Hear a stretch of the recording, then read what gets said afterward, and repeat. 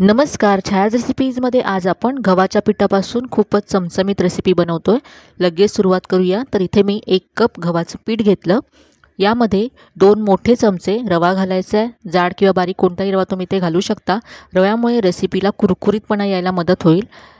इथे आता मी अर्धा कप दही घेतलंय। दही थोडंसं आंबट घ्यायचं आहे, यामुळे चव छान येते रेसिपीला। आता हे मिक्स करून घेऊया। आणि आता यामध्ये पाणी घालूया। तर इथे अगदी थोडं आपल्याला पाणी घालायचं आहे आणि हे आपल्याला घट्ट असं पीठ हवं आहे। थोडं थोडं पाणी घालत हे पीठ मी तयार करून घेते। तर पाहू शकता असं पीठ आहे हे। इतकं आपल्याला हे घट्ट हवं आहे। मी चमच्याने खाली सोडते तर पडत सुद्धा नाही आहे। पहा, इतकं घट्ट हे पीठ मी तयार करून घेतलं आहे। आता हातानेच आपण हे मिक्स करून घेऊया आणि छान असं 2 ते 3 मिनिटं फेटून घेऊया। यामुळे हे सगळं साहित्य एकजीव सुद्धा होईल आणि हलकं सुद्धा होईल पीठ।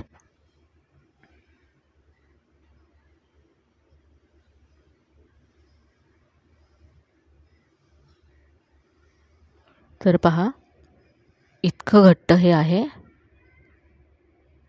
यापेक्षा अजिबात पातळ करायचं नाही आहे। यामध्ये जर चुकून पाणी जास्त पडलं आणि पातळ झालं तर आणखी 1 चमचा रवा घालून मिक्स करून घ्या। आता यावरती झाकण ठेवूया आणि असंच हे 10 मिनिटं बाजूला ठेवूया, म्हणजे याच्यातला रवा फुलेल तोपर्यंत चटणी बनवूया। तर ते मिक्सरच्या भांड्यामध्ये मी अर्धी वाटी ओलं खोबरं घेतलं। यानंतर 1 छोटा चमचा शेंगदाणे घेतलेत, कच्चे शेंगदाणे आहेत। थोडंसं आलं घेतलं आहे। 2 हिरव्या मिरच्या घातल्या। यानंतर चवीप्रमाणे मीठ घातलं आणि आता पाणी घालून ही चटणी वाटून घ्यायची आहे। तुम्हाला जर हिरवी चटणी हवी असेल तर थोडीशी कोथिंबीर घातली तरी चालेल। इथे मी कोथिंबीर घातलेली नाही आहे। अगदी बारीक अशी चटणी वाटून घेतली। आता चटणीवरती पण फोडणी घालूया। तर 1 चमचा तेल मी तडका पॅनमध्ये गरम करून घेतलं। यामध्ये पाव चमचा मोहरी घालायची आहे। मोहरी मस्त तडतडली की थोडासा कढीपत्ता घालायचा आहे आणि यानंतर 1 लाल मिरची तुकडे करून यामध्ये घातले। फोडणी तयार आहे। ही आता चटणीवरती घालूया। यामुळे आपली चटणी दिसायला तर छान दिसेल, त्याबरोबरच आणखी खमंग सुद्धा होईल।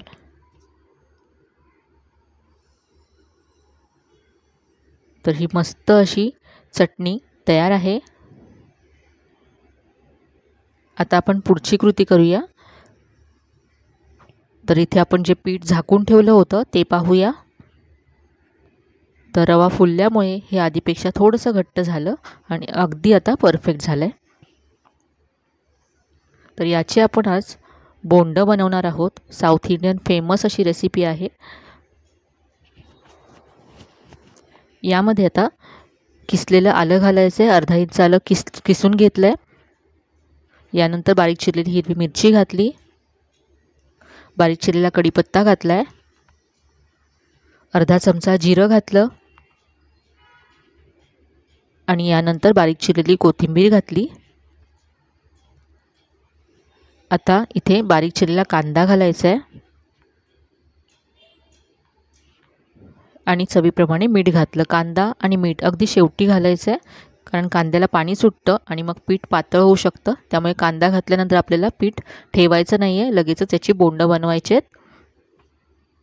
हे असं हलक्या हाताने मी मिक्स करून घेतलं। पीठ आता बोंडं बनवण्यासाठी अगदी तयार आहे।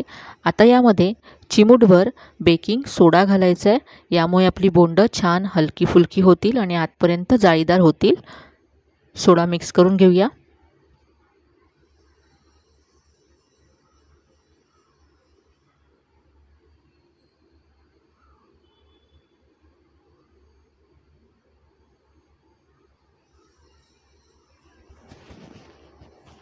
आता आपण बोंडं फ्राय करून घेऊया। तर इथे मी कढईमध्ये तेल गरम करत ठेवलं आहे।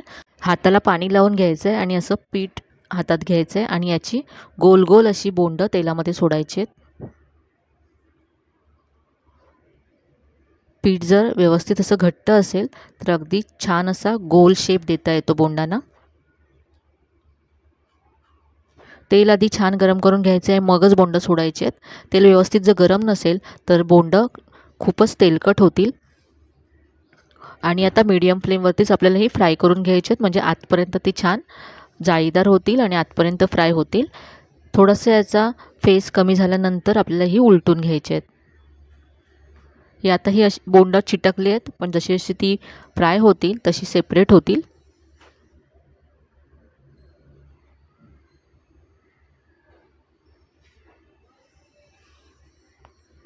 तर मस्त असा रंग आलाय बोंडांना पहा. काढून घेऊया.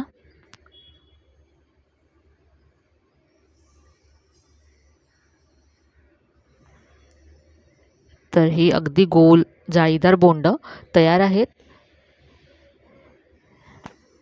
चटणी बरोबर सर्व करूया. घरच्या साहित्यातून होणारी अगदी मस्त चमचमीत अशी रेसिपी आहे. सध्या थंडीचं सीझन आहे, त्यामुळे अशा चमचमीत रेसिपीज आपल्याला खायला आवडतात.